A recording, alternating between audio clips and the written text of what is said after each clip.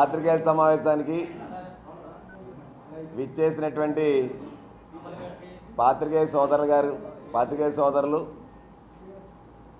Electronic media ప్రతినిధులు, print media ప్రతినిధులు, cameraman సోదరులు, ఫోటోగ్రాఫర్ సోదరులు అందరికీ కూడా పేరు పేరున హృదయపూర్వకంగా కృతజ్ఞతలు తెలుపుతా ఉన్నాం. భారతదేశంలో 4 పీఠాలు ఉన్నాయి అని, అవి కూడా ఆది శంకరాచార్యులు గారు ప్రతిష్ఠించారని మనం విన్నాం. మరి అప్రకటిత పీఠాధిపతి స్వరూపానందేంద్ర, అలాగే పీఠం ఉత్తరాధికారి సాత్మానందేంద్రలు ఈ పీఠాన్ని ఎలా పెట్టారు, స్వామీజీ అవతారం ఎలాగెత్తారు, స్వామీజీగా అనేకమైనటువంటి అక్రమాలకు, అక్రమ వసూలుకు పెద్ద ఎత్తున పాల్పడ్డారు అని గత ప్రభుత్వ హయాంలో పలుమార్లు మేము ఇదే వేదికగా చెప్పడం జరిగింది. విశాఖలో పండుగాడి పేరుతో బ్లాక్లో సినిమా టికెట్లు అమ్మినటువంటి వ్యక్తి శారదాపీఠం అధిపతి ఎలాగయ్యాడో చెప్పాలి. శారదాపీఠం అన్నది పెట్టడానికి, స్వామీజీ అవతారం ఎత్తడానికి అసలు స్వరూపానందకు ఉన్నటువంటి అర్హత ఏంటో స్వరూపానంద చెప్పాలి. అసలు ఈ పీఠానికి ధర్మాధికారి ఎవరు? ఈ పీఠానికి ధర్మాధికారి ఉన్నారా? ఈ పీఠం యొక్క కార్యకలాపాలు ఏంటి? ఎప్పుడైనా స్వరూపానంద సరస్వతి గారు రామతీర్థాల్లో రాముడు తలకాయ నరికినప్పుడు కానీ, అంతర్వేదిలో నరసింహస్వామి రథం తగలపడిపోయినప్పుడు కానీ, అలాగే దుర్గమ్మ టెంపుల్లో వెండి సింహాలు మాయమైనప్పుడు కానీ ఏ రోజైనా స్వరూపానంద సరస్వతి స్పందించిన సందర్భం ఉందా? ఈ స్వరూపానంద సరస్వతికి స్పెషల్ ఫ్లైటు, ప్రోటోకాలు, అలాగే స్పెషల్ సెక్యూరిటీ దేనికి ఇచ్చారు?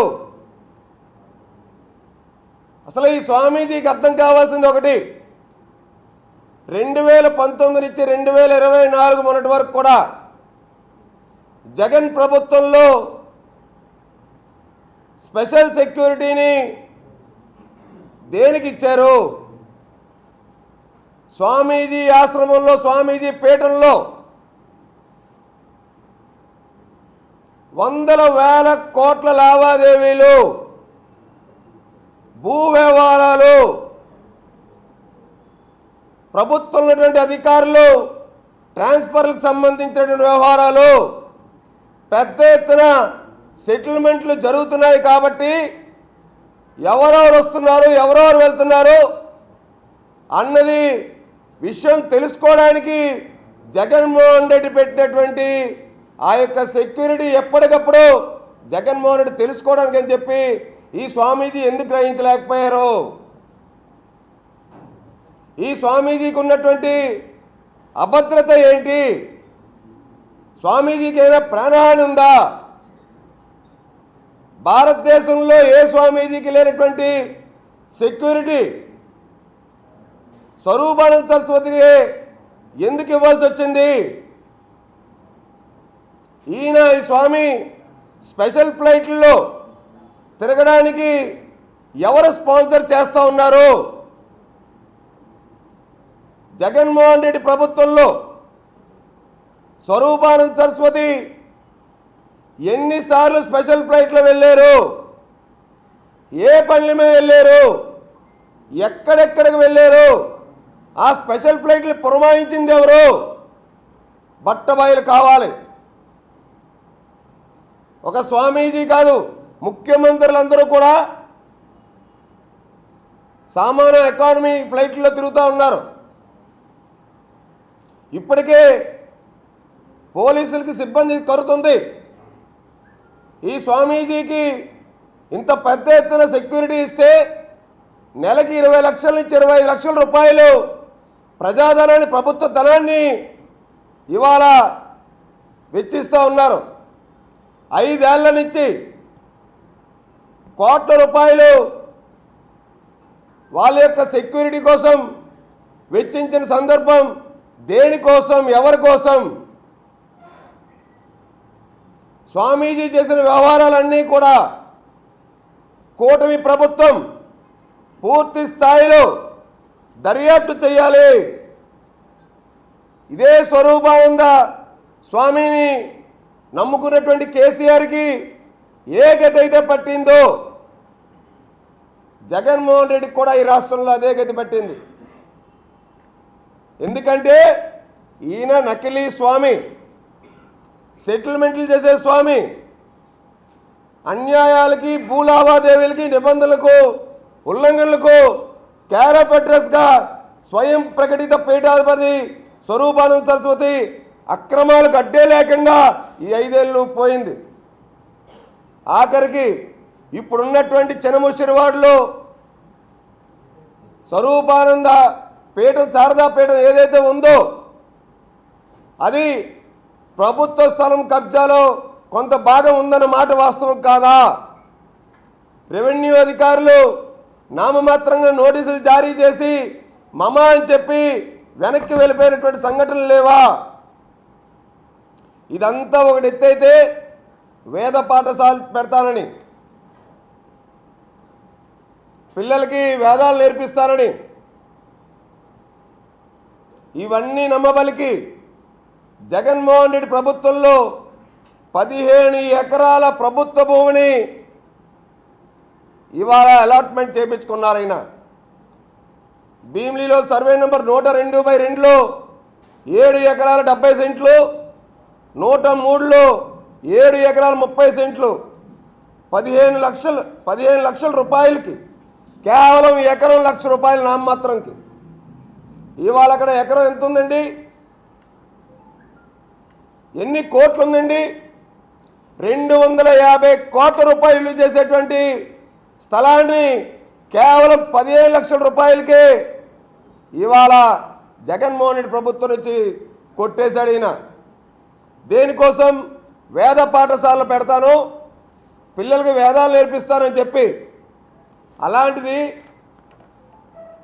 అదే స్వామీజీ సాత్వానంద్ గారు 20/11/2023 ఇది అప్పటి ముఖ్యమంత్రి జగన్మోహన్ రెడ్డికి రాసినటువంటి శారదాపీఠం లెటర్ యాడ్ మీద ఈ యొక్క లెటర్. ఇది ఈ 20/11/2023 అప్పటి ముఖ్యమంత్రి గారికి ఈ శాంక్షన్ చేసిన 15 ఎకరాల భూమిని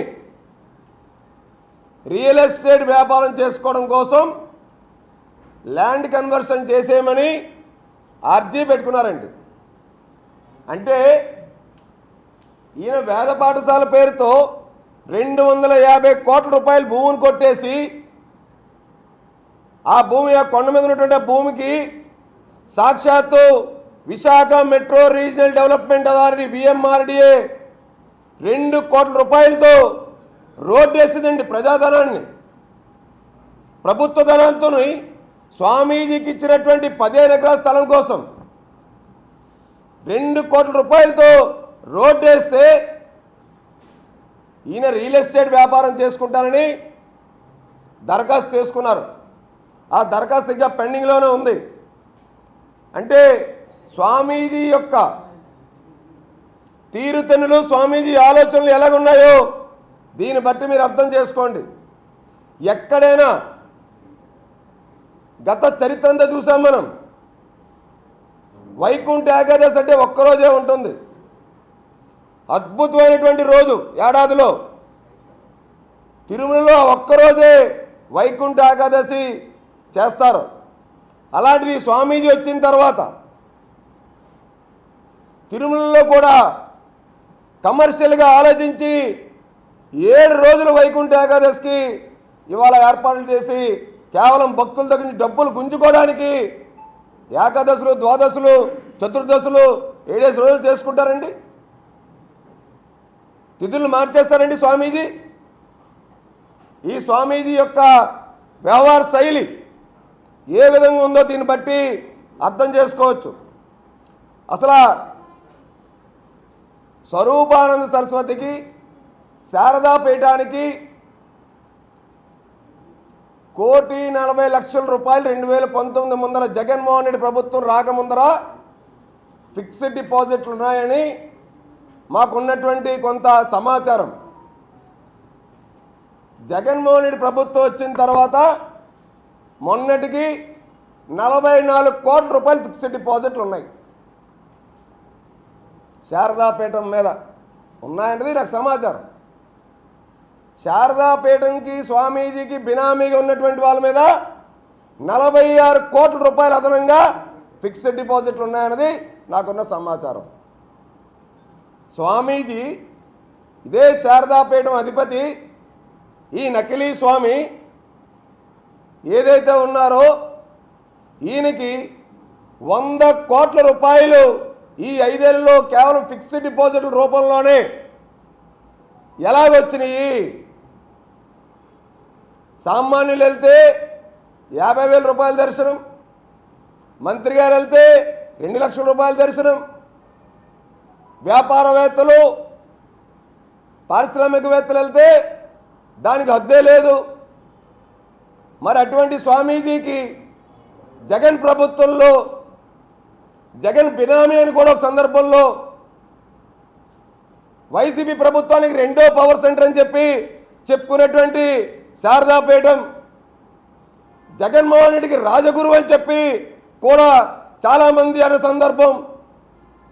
మరి ఇన్ని 100 కోట్లు అసలు ఎలాగొచ్చినాయి?